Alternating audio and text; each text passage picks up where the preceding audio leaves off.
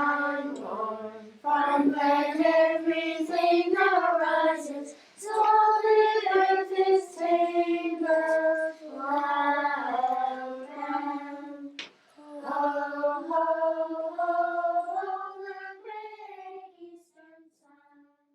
A lot of what you see in this room is an expression of who you are. It's not something that you get by going through this training and this ceremony. It's more like pointing out something that you already have.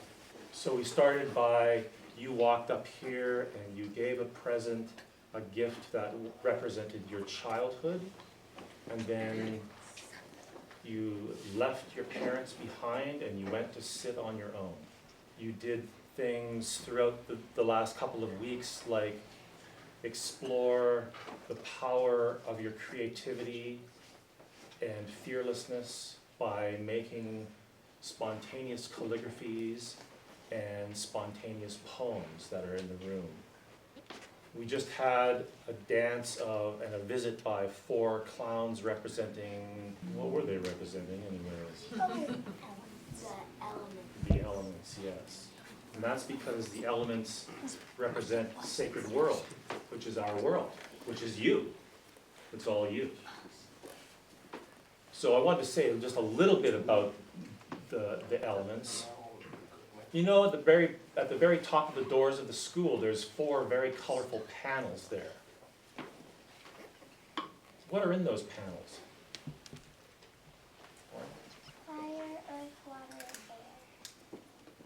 They are, but there's also something kind of etched in the colors too. Some lines that are etched in there. The tiger, the lion, the Garuda. So the tiger is something that you have, and the tiger is very powerful. The tiger never loses his mind. When the tiger walks through the jungle, every hair on the tiger is like an antenna, being very present. It knows every single thing that's going on in the jungle. It's part of the jungle. It's extremely mindful and present. The lion is the white one, and the lion loves that kind of discipline. The lion is joy, and that is part of who you are too. The Garuda is this bird that never lands, and the Garuda is the fact that everybody has an idea of themselves. You kids have an idea of yourself, and you are more than that idea. The Garuda tells you that you are actually more than your thoughts about yourself. You can always go further in the sky. And the dragon is actually the elements. The dragon is the way that the elements are part of our body. And sometimes we think of these elements as being things that are outside of us, but they're actually part of who you are.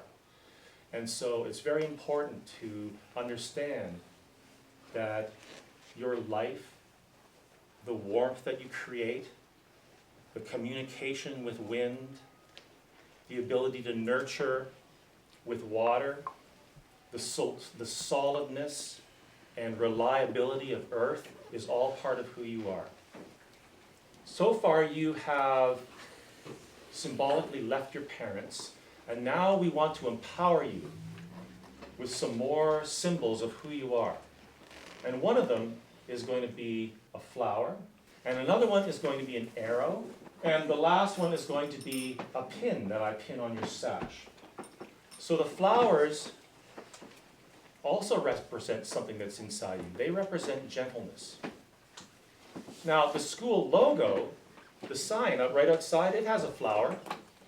Above the Shambhala school, that sort of curly thing, that's a flower, it's a peony. It represents gentleness. And inside that flower is actually a sun, a brilliant hot sun. And that represents wisdom and power. And we have the arrow to represent that. Another word for that is fearlessness. Today I am fearless and gentle. Today I am fearless and gentle. I acknowledge the fearlessness and gentleness in all.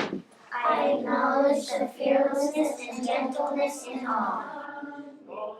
From where everything arises, solid earth is green as plowed ground.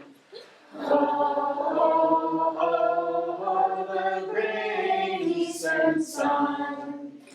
We have ceased to sow that spread and grow, beautiful and green, comfort and